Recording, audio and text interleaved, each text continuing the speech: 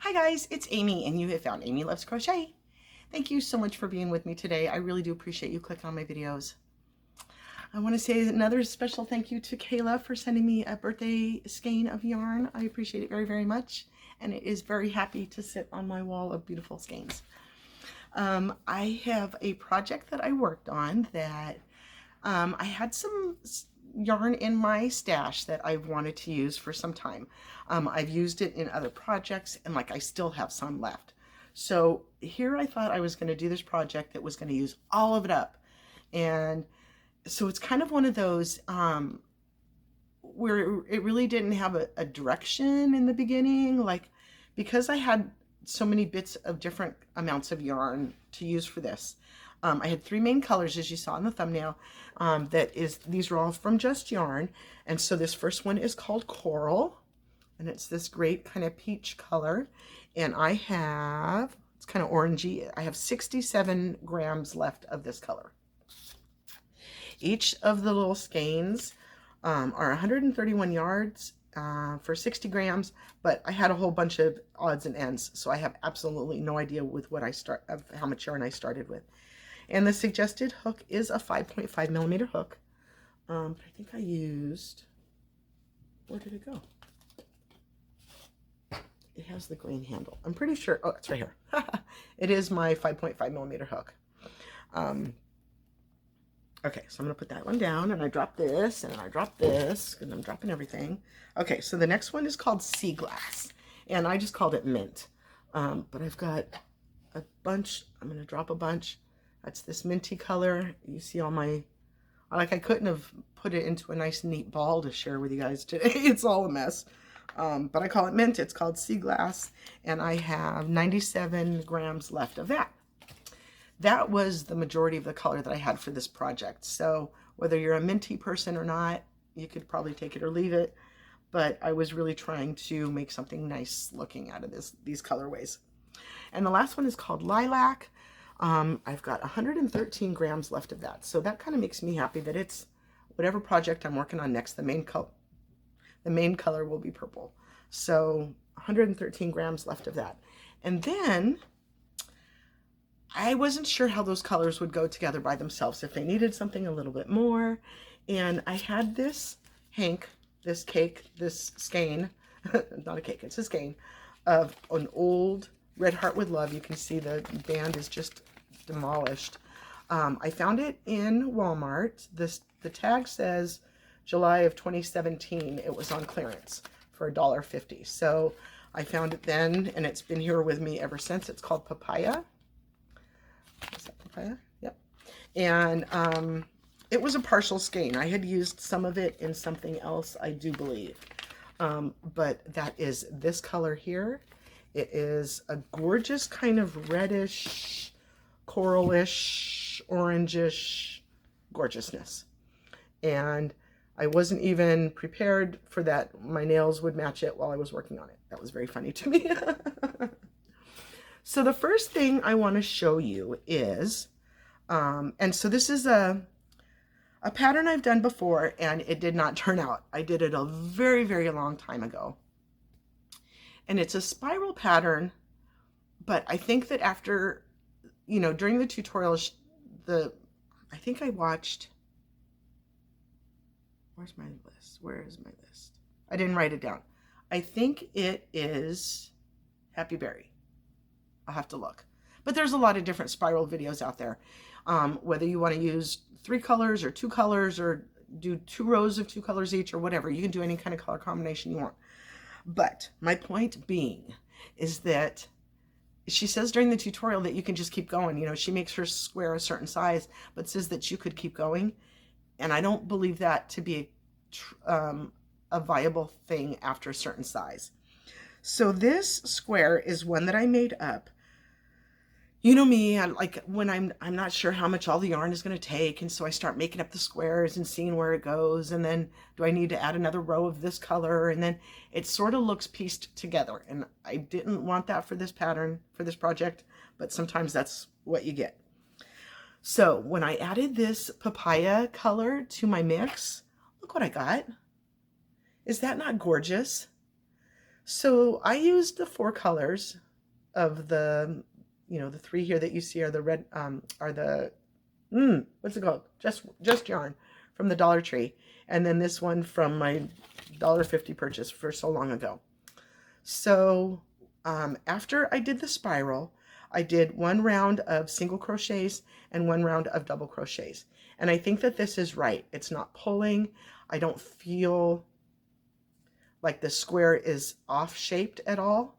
And so I have this one because I had started to make these bigger ones that I'll show you, and then thought, ooh, am I gonna, do that patchworky look and make some small and some big? And so I did a small one, maybe to see where I am with it, and that's where I stopped.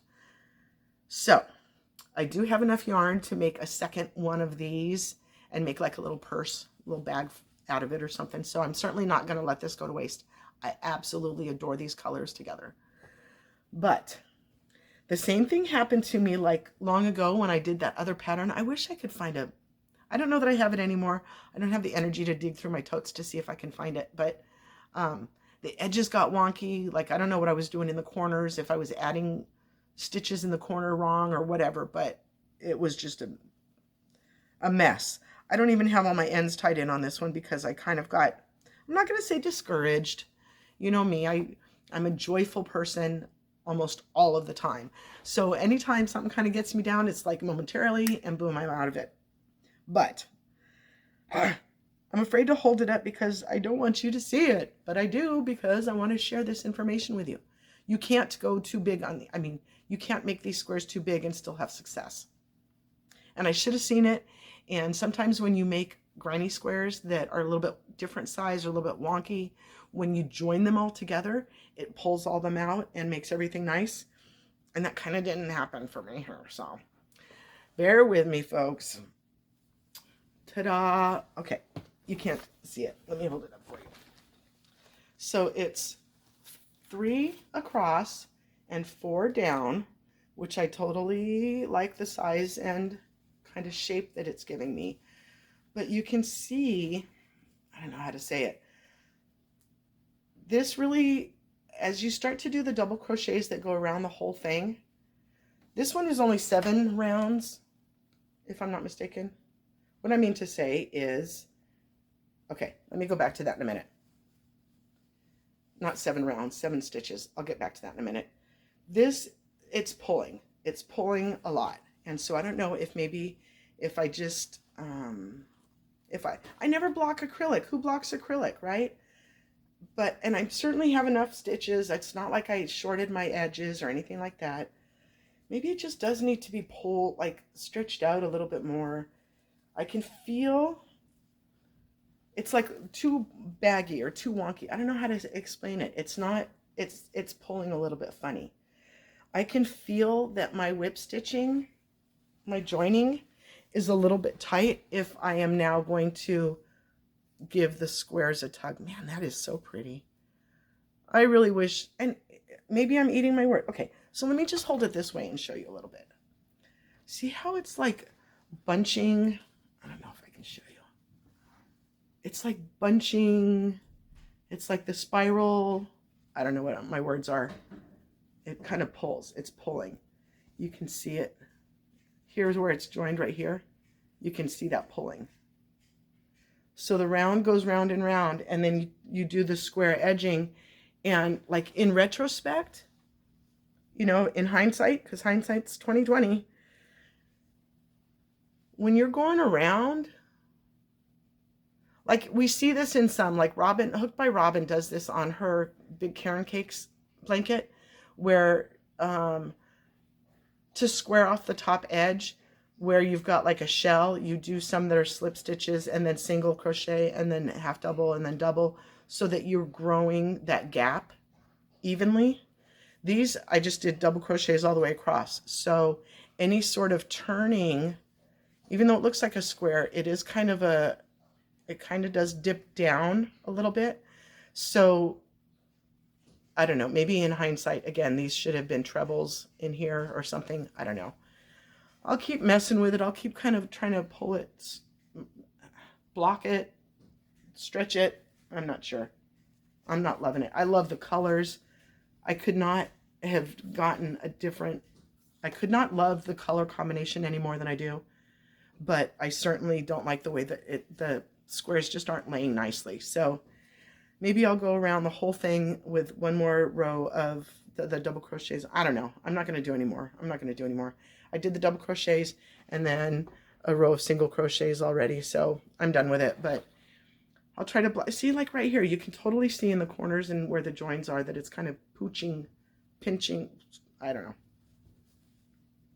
So this is twice that this spiral pattern hasn't worked for me when I make it too big.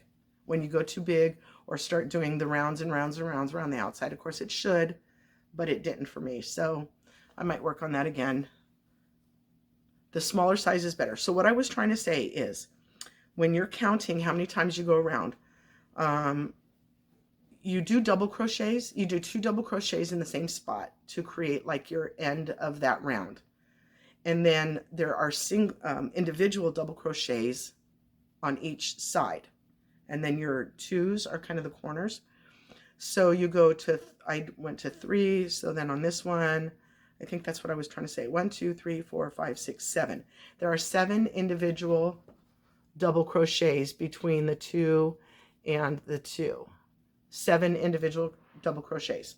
When I went to this size, there are 15 individual crochets between my 2 and 2. So here's a 2 and here's a 2. So then there are 15 individual double crochets there. So that's how you can kind of count it. So that's why I was like going half. If I go 7 to my 15, then I could do 2 of these squares for one height of one of these squares. You know, if I was trying to do my mix and match again. So I thought like that would fit. And then another one of these here. So I don't know. I got kind of crazy with my alternating options. You know, you think through how you're going to mix them and match them. But I am just flipping in love with this color combination. Could you love that? Could you love that along with me, please? All right, guys. I think that's what I've got for you today. I don't know if I'm going to work on another one of these spirals. I really, really enjoy it. It goes along very quickly, and I like an alternate granny square type thing. I like to put the squares together, and so when I can make a square that's not a granny square of sorts and have that kind of project to put together, I really enjoy that. So yay! If you have any just yarn, you can, you know, mix and match colors with other yarns. This is the first time in a long time, I think. You know me, I do not like to mix yarn brands together. I know people do it very, very, very successfully all the time, but that's just something that is weird to me. I don't know. You can't always tell though, and in this case, I thought it was a perfect matchup. So, all right, guys, that's my video for today. I hope you enjoyed it and got a little value out of it here or there. Have a wonderfully blessed day, and please do come back and see me again. Thank you. Bye-bye.